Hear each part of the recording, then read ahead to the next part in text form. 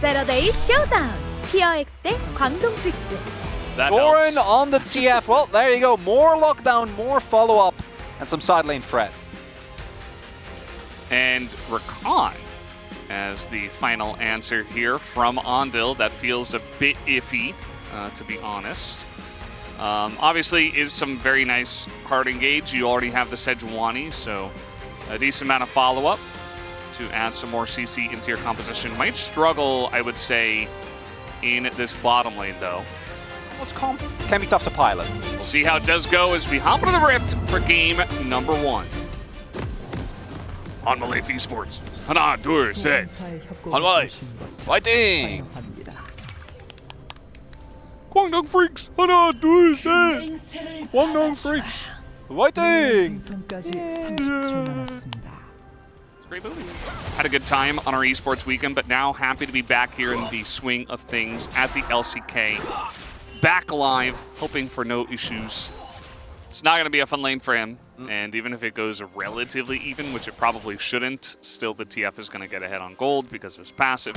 You have a very early gank flash on into Viper, but a very nice headbutt and a pulverized Viper still does have to flash, as a ton of damage does go into him, and a nice little setup early from the side of Kwangdong Freaks. And Aatrox can maybe make a play, although Peanut is up here already, in fact, in a very aggressive spot. Ooh. And now Zeka gonna spot Cuz, but will be forced to... Never mind, actually. Doesn't have Spirit Rush at all.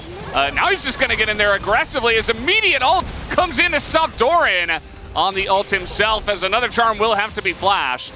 And everybody avoids going down. Oh, not 100% sure if that would have hit, but because he doesn't want to take the risk, I do think that's the right call because this buys Dudu a little bit of time.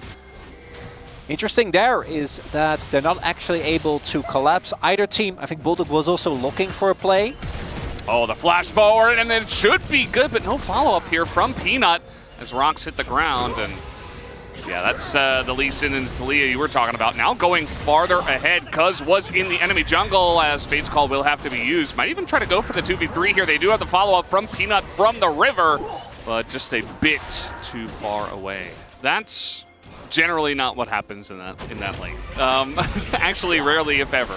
As now, Viper will be forced to flash and cleanse to get out of this one. Now Delight, he doesn't have Fate's Call. He's got Peanut, though. Flash on in, and the chains are going to land on a Viper. He's in a lot of trouble as the Ren will not help him. His first blood as Bull sets that one up excellently. Ondil does steal the kill away as now Bulldog is here, but the damage on the Cuz is going to be enough. And this play from Delight is huge. Allows the Q to land from the side of Peanut as well. As Delight's just going to press that R button, but they are not following onto Ondil. Yeah. As they do get a second Drake here, so kills favorable. And Onwa Life also should be able to pick up some bronze. Oh boy. Dude is in a lot of trouble here as he's just going to be stun locked to death. I mean, not much he can do in that scenario with the Light there as well. But with the Light in the top lane, now Bull just gets to get a bunch of plates and Viper can't lane. You're right. Oh, Peanut. TP coming in as well. Dudu in a bit of trouble. Still does not have flash.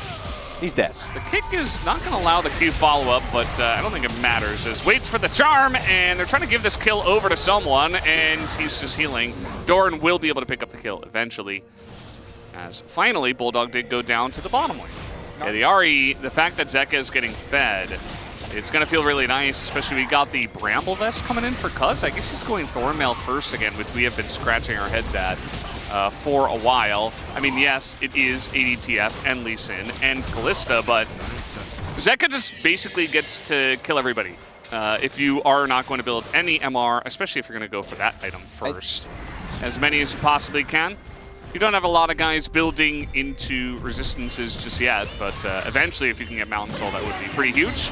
As Doran, yeah, you can still get hit by that. It doesn't matter that you're behind the Rift Herald. He can still hit you with his ult, as was showcased there. It's not going to be the end of the world. They are going to go. And he can also TP in, and look at this. Zeka is just 100-0, and he can't do anything to CC'd from beginning to end of his life as now Delight. It's gone. Flash to Fate's Call?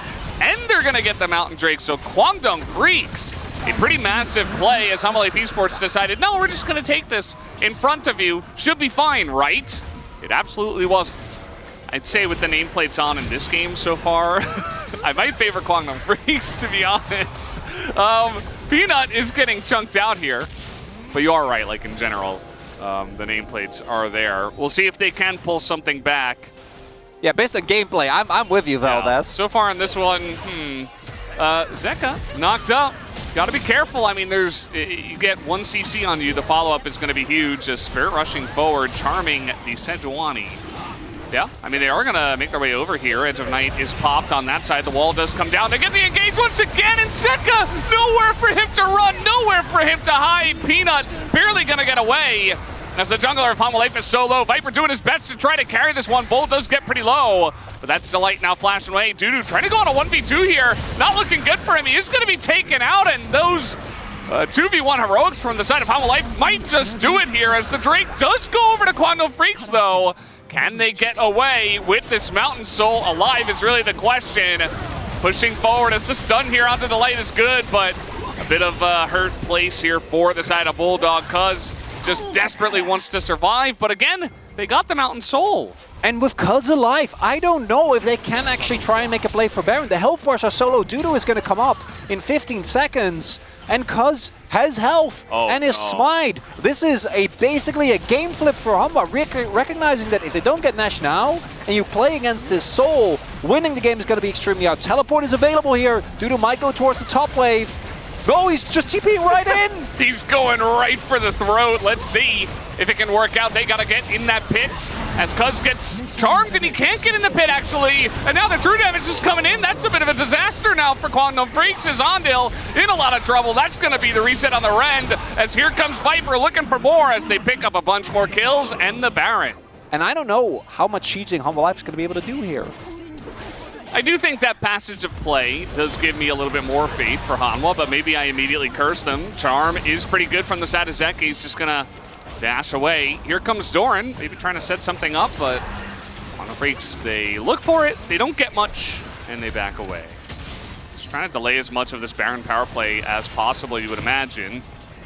Although now trying to get in there and steal the blue is Hanwha. There's Peanut with the kick, but that's an Aatrox. Do they have the damage? The answer is absolutely yes, with Zeka and Doran pretty fed at this point in time. The follow-up comes in, and this broken fight is so good for the side of Humble Life Esports. They pick them apart one by one, and now it's only Talia left alive, as Quantum Freaks have well and truly fallen apart in this one. They felt like it was an opportunity. They felt like they could go for this type of scrappy fight, but as you point out, Vel, like that's where the Humble Life composition shines. When you have these little 2v2s, 3v3s, Lee and Ari in particular, the amount of mobility they have is unmatched. That might just be it. Game is just over. Okay, well, he's got the Zhonya's. He is going to delay some time, but I'm not sure about that headbutt. Might not matter as the autos come in from the side of Doran. The turret will fall, and as long as they hit the Nexus, Humble Life Esports will end the game in 27 minutes. Their schedule ad is quite gruesome.